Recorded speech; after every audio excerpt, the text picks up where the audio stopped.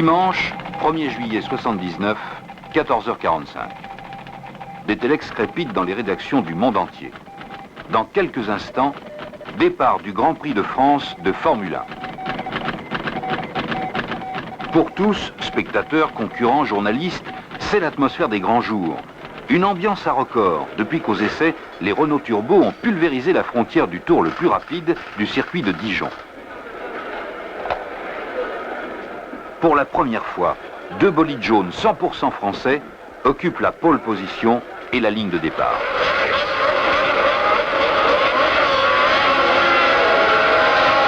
Pourtant, il y a quelques jours seulement, le doute subsistait encore. Puis maintenant, voici qu'elles se révèlent les meilleures, alors qu'on les a souvent connues capables du pire. Alors, qui sait? Pourquoi pas? Réponse dans quelques 90 minutes de course.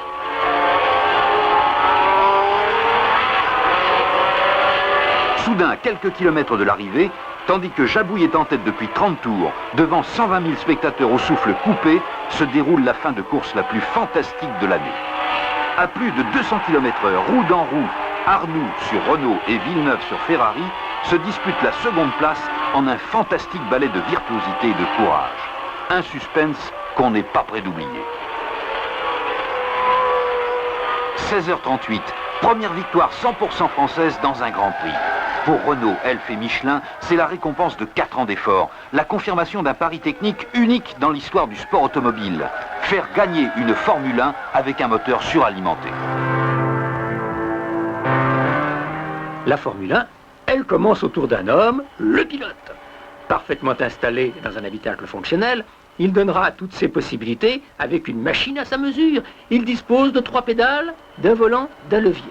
Eh bien, de leur position au millimètre près peut dépendre la victoire ou la catastrophe. À la vitesse de 250 km/h, la voiture parcourt une distance égale à sa propre longueur en 1/15e de seconde. 1 centième de seconde, c'est 1 mètre de trop. Juin 1976. Sur une monoplace expérimentale, Jean-Pierre Jabouille fait effectuer au moteur V6 Turbo sa première épreuve. L'espoir se confirme. La puissance apparaît impressionnante. Elle dépasse 550 chevaux. Décembre 1976, c'est officiel. Renault et Elf engagent leur grand pari. Après les épreuves de promotion, les rallyes, les courses de prototypes, la Formule 2, désormais, la Formule 1 sera leur objectif commun. Ce défi sera total. Défi total du châssis au pneumatique en passant par un moteur suralimenté par turbocompression. Une solution qui n'a encore jamais été appliquée en Formule 1. Il s'agit de créer une voiture 100% française. Pour tous, c'est le commencement d'une longue, d'une difficile aventure technique. Tout est en effet nouveau, tout est à inventer. L'automobile aux limites de l'impossible, elle fait appel à la recherche fondamentale. L'ingénieur se tourne vers les physiciens, les chimistes, les électroniciens. Le carrossier consulte les spécialistes de l'aérodynamique. Le mécanicien doit retrouver la précision, la patience, le geste, le savoir-faire des maîtres artisans. Il s'agit de concilier légèreté, souplesse, solidité.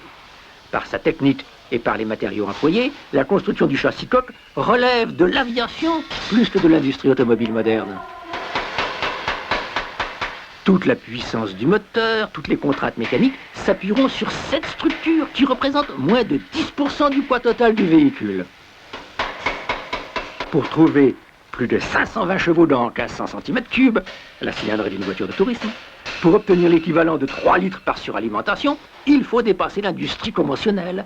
La circulation accélérée des gaz, la très haute température, près de 2000 degrés au cœur du cylindre. Tout cela exige une métallurgie qui soit d'avant-garde, un usinage, une finition, un montage irréprochable.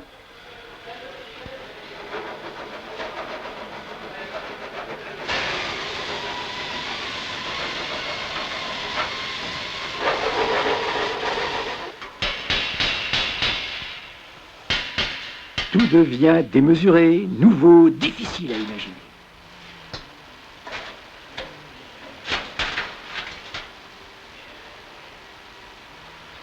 Lorsqu'un moteur tourne à 12 000 tours, il faut chaque minute commander sans erreur 288 000 ouvertures et fermetures des soupapes. Cela représente près de 5 000 interventions mécaniques chaque seconde. À ce même régime, il faut, avec une précision qui atteint le millionième de seconde, allumer 600 étincelles par seconde, soit plus que le double des meilleurs moteurs de série. Et toujours à raison de 12 000 tours par minute, les pistons du V6 parcourent ensemble plus de 100 mètres par seconde. Pendant la durée moyenne d'un Grand Prix, cela représentera 550 km, avec un changement de sens tous les 49 mm, 2400 fois par seconde.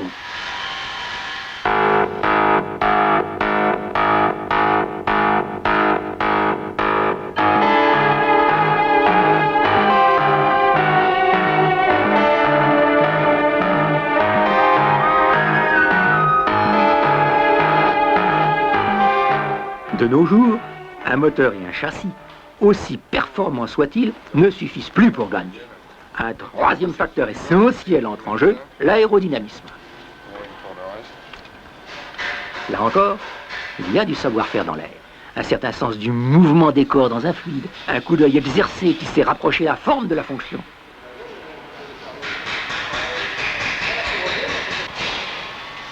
D'abord, les lignes principales du premier carénage sont déterminées. Puis, on affine les contours, les volumes dont dépend le meilleur rendement aérodynamique. Enfin, l'automobile carrossée est étudiée en soufflerie. Bon, alors 38. Idem 27, bêta 0 degré, arrière 4e coupe, équerre 1 cm sur capot avant.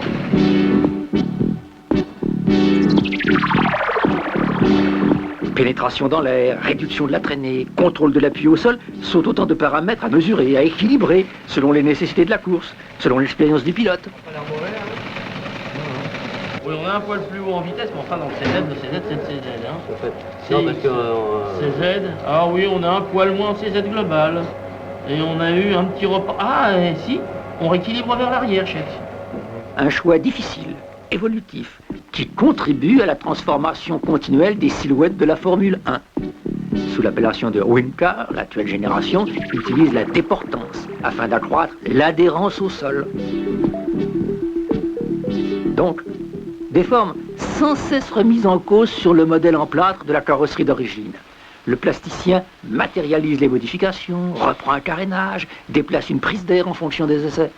Avec l'expérience, la carrosserie évolue dans sa forme et dans son poids. Faite d'un solide textile synthétique imprégné de résine plastique, elle pèse aujourd'hui moins de 20 kilos. Là encore, le progrès est permanent. En 2 ans, à résistance égale, cette enveloppe fine et rigide, constituée d'une 40aine de pièces, a perdu plus que la moitié de son poids. C'est important. Même si l'on dispose d'une grande puissance, chaque kilogramme gagné compte.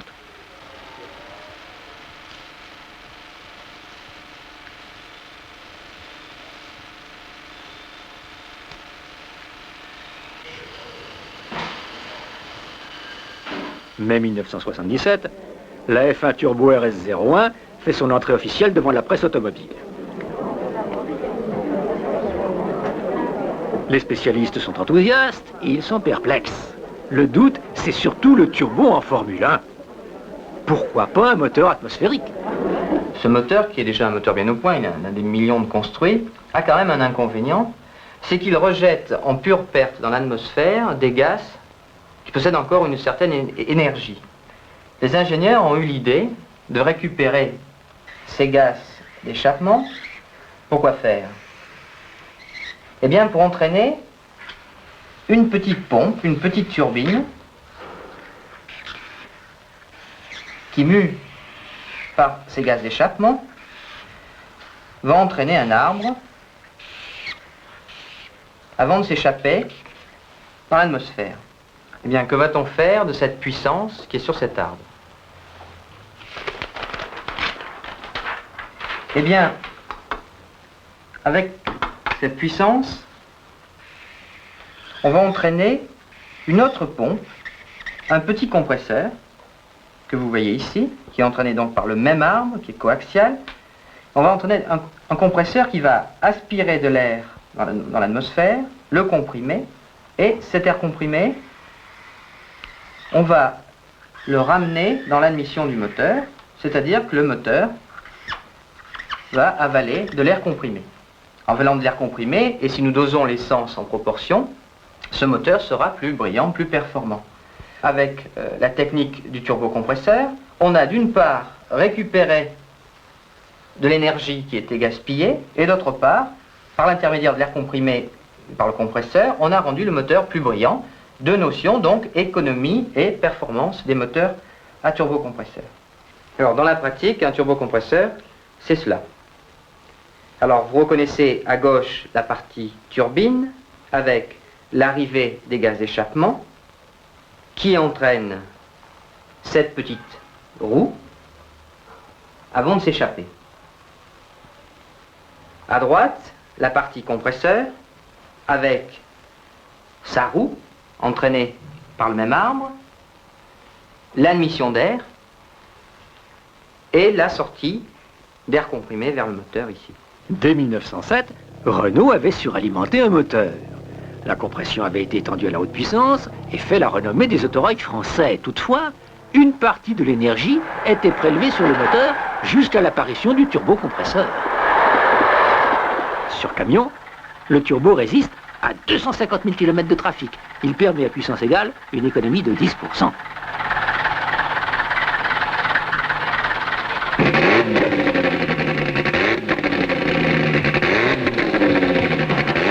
Adapté à la Renault 5, le turbo place ce modèle au plus haut niveau des grands rallyes internationaux. Commercialisée, la voiture sera la plus rapide des petites européennes de série. Associé au moteur de base V6, champion d'Europe 77 de Formule 2, le turbo prouve avec éclat ses aptitudes sportives en remportant les 24 heures du Mans 78.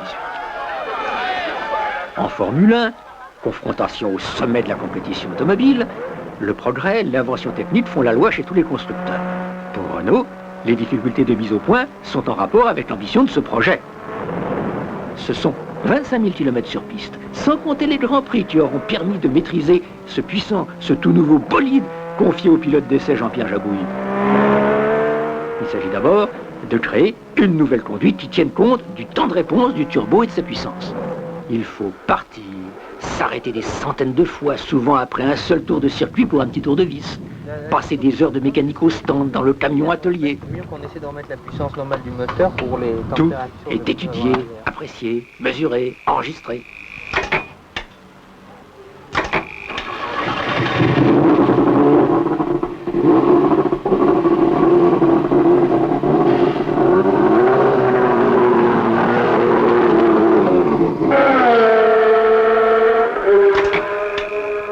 Fréquemment, la piste remet en cause les propositions du laboratoire ou de l'atelier.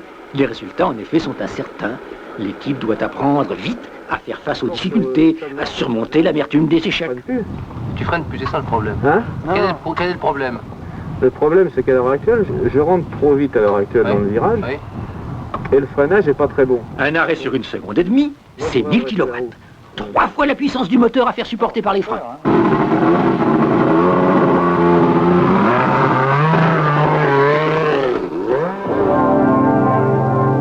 L'obstination, un certain sens du recul et de la décision sont des qualités indispensables aux pionniers de la Formule 1. Cela fait partie des enseignements qu'apporte ce projet.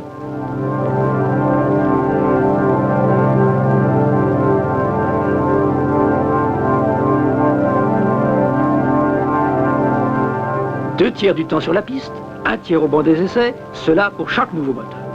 Un Grand Prix, c'est plus d'1 million de tours sans aucune défaillance. C'est un turbocompresseur qui tourne à 100 000 tours minute et qui supporte 800 à 900 degrés.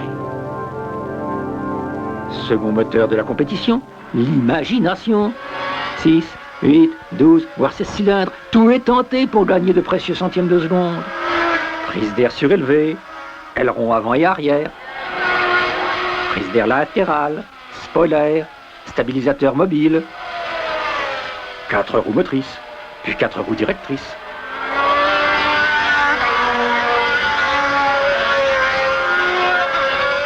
Et même un ventilateur arrière pour accroître l'adhérence au prix d'une dépression sous la voiture. Toujours à la recherche du meilleur appui, la coque devient une aile renversée. C'est avec le turbo la dernière nouveauté des circuits.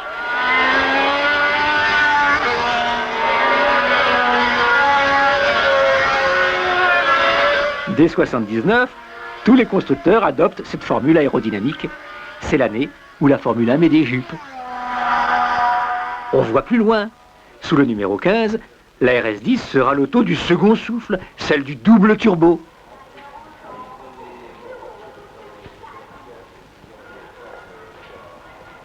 En mai 79, une entrée officielle est remarquée.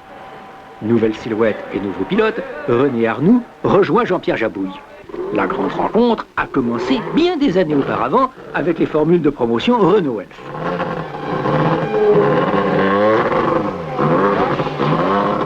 Après la victoire du Grand Prix de France, c'est enfin à Silverstone que se mesure le progrès réel. 1978, départ en dernière ligne.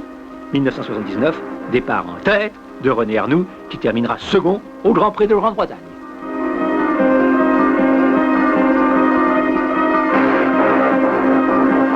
Dorénavant, il faudra tenir compte des voitures jaunes dans le championnat du monde de Formule 1. Les pionniers du moteur turbo suralimenté font des adeptes.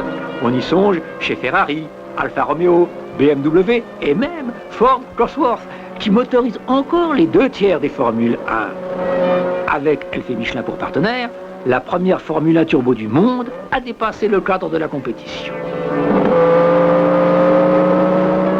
Au-delà de l'exploit sportif, de la renommée internationale pour son protagoniste, ce projet est une école de dynamisme. La course a stimulé les études, elle a développé l'esprit de collaboration, elle a entraîné dans son sillage plus de 130 fournisseurs.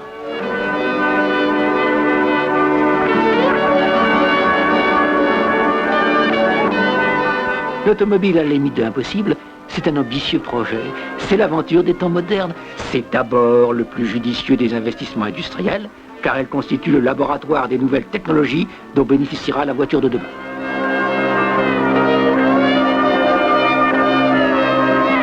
Avec la collaboration d'Albert Ducrot et l'équipe Renault Sport.